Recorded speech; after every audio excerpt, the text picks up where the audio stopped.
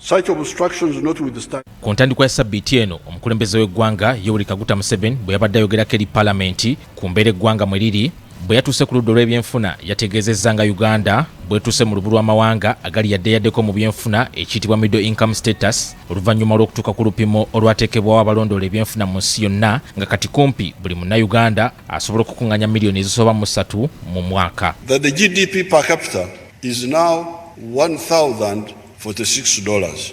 You remember the entrance point for the lower middle income status is $1,036. We have now passed that figure. Congratulations. Ebigambo bino ne Jebuli eno bikyatakuza bannayuganda bangi emitwe nga bagamba nti ebibalo Pulezidenti bye yakozesezza byandibanga tebyatunuulidde bannayuganda bonna naddala abantu Baabulijjo kubanga bangi beekuyengera mu bwavu obutagambika. Alipoota muzeeyi gye yakoze yabadde abannayuganda abalondemu kubanga ffe bannayuganda fena tetufaanaga ffe tuli bakozi ba wansi ddala eno ate wona we tukolera ffe bonna batukopyewo kati ffe tunaalisa ky'abaana bannaye tuli bubi muzeeyi. Omuntu wa wansi ali mu mbeera esinga okuba embi ennyo n'okusinga ye bw'akirowooza weyaba nti yakuleetinga security nti bw'abajja agoba abantu ku kkubo tasobola kumanya abantu bali bubi oba tebali bubi.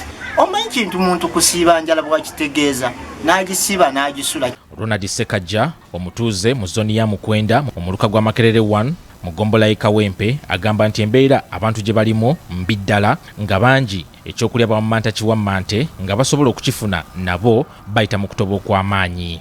Naye twewuunya omukulembeze w'eggwanga yakoze analysis ng'egamba nti bannange eggwanga liri yadde yaddeko ensi abantu tetukyayingiza yadde 10 yadde olw'ataano. Ne landiroodi amayumba ge twali tubeeramu tetukyagabeeramu kati twadda mu kusula mu buyumba ng'era bwe bufaanana bwe buti. Ono agamba nti alipoota omukulembeze w'eggwanga gye yasomye abaagikoze tebaakoze kimala kwetegereza ngeri abantu Baabulijjo gye batambuzamu obulamu bwabwe nga n'abamu ebifo gye bakolera emirimu gyabwe enteekateeka za gavumenti zize zibagobayo. Abamuwadde lipooti be bamafiya bali mu gavumenti ng'ate bakolera gavumenti nga balowooza nti gavumenti bagikolera kumbe baagala kugisuula nga bayita mu mbeera y'okutulugunya abantu ba wansi. Tosobola kukwata mutembeeyi, tosobola kukwata muntu n'ebintu byange byentadde wano sibbe sigenze ku street. Weyaba nti abafazaali banitugambe Kampala Central from Wandegeya ne baawulawo street eziri executive mutembeeyi n'amanya nti ebyo tajja kugendayo. So okusinga okuyigganya omuntu n'omukwata omusibire emyezi 6 tokomye ku ekyo omusibire omwaka mulamba tokomye ku ekyo bizinesi yo gikutte ebintu obitutte engato zo zitutte engoye zo zitutte ava gye omusibidde nga talina ntandikwa talina bwagenda kusula. Sekajja ayongerako nti alina waakolera okubajja n'okutunda entebe ku luguudo oluva e Kampala okudda e Bombo mu bitundu eby'emulago ewamanyiddwanga ku 2 kyokka ebintu bye yali akola KCCA yabikwata nga yekwasa obusongasonga nga n'entebe ezaali zisigaddewo enkuba yazoonoona era ono atutambuzza okuva mu kazigo waasula ewamanyiddwanga mu 10 okutuuka we yali akolera. Mu kiseera kino agamba nti embeera yamusukkako nga mukyala we n'abaana yabasindika mu kyalo kyokka nga nabo ebintu byabasobako dda obulamu kati bayiiya buyiiye.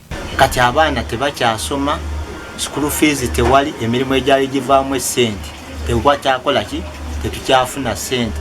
Okusinziira ku Sekajja mu ndaba ye y'ebintu embeera eggwanga gye lirimu buli kimu kyafa era ayagala Pulezidenti asindika abakugu abalala bakole okunoonyereza ku bulamu bw'omuntu wa bulijjo. Wano Banna Uganda income status gye wayogeddeko bwe aba mulwadde alina sukaali alina puresa alina omutima asigaddeko kikuba mukono asigaza nti ku bulamu bwe banoonya na bunoonya wa akyassa akyakuba blood system ekyakola oba tekyakola. Embeera y'okuwakanya ebigambo by'omukulembeze w'eggwanga teri mu kibuga wokka wabula ne mu byalo abeeno bagamba nti naye waayo kyokkamala nga bali mu bibuga bakaabya kajanja kubanga bangi ku bali mu byalo tebasobola kwetuusaako bikozesebwa mu bulamu bwa bulijjo. N'okugula sabbuuni olaba katempaleno zijjuddemu ttaka okufuna ky'onooyambala kati wano mu kyalo ffe twambala silipa mwemba at least mujjidde ku ngato. Salongo Peterson Onyango mutuuze ku kyalo Ntaawo ekisangibwa mu disitulikiti y'e Mukono ng'alina abaana 8 kyokka okubabeezaawo alina kweyiiya nnyo kubanga omulimu talina era mu kiseera kino mukyala we n'abaana basula mu kafunda nga buli omu asiza munne. Byakulwana bulwane kubanga embeera si nnungi nnyo. We tutuukidde mu maka g'Onyango tumusanze ye kennyini alimu kufumbira abaana be kyakulya era tutegeezezza nti ekyokulya kye basobola okwetuusaako buli lunaku ke kawunga ng'emmere endala tebalina nsimbi zibasobozesa kugyetuusaako. Olaba kasoole gye twagyemu nnimiro ate ne beera kyanca abaana banywera ku caayi. Bwe tumala kulya kunywa ku caayi ne tufumba posho yaffe langi. Mala kunywa posho yaffe langi ne tulya posho kyegulu. Ono ayongeddeko nti okumanya embeera nzibu ddala okufuna ensimbi ezigula kwota ya sukaali kuba kulwana era wano wasabidde omukulembeze w'eggwanga Yoweri Kaguta Museveni okuddamu okwetegereza ebyamuweereddwa abakugu ebitawadde ekifaananyi kituufu kubanga embeera abantu Baabulijjo gye bawangaaliramu mbi ddala. Sisobola okufuna alisi ku wiiki yinza okufuna nga 10. Ebintu bisinga twewola bwebuze mu maduuka ne tusasula oluvannyuma ebisinga. Naye ku lunaku yinza n'okuva nga sabbuuni tolina. Naye nga Museveni agamba ti no middle class. Waliwo ba middle class gy'abamanyi naye nga ffe tetubalabangako. Wakutuuka middle class kusinziira ku ngeri gye tulina ku zino. Kaakati obalako Kampala mpozi abatonotono naye kati ffe eno Mukono middle class etulabangako. Ensonga z'abantu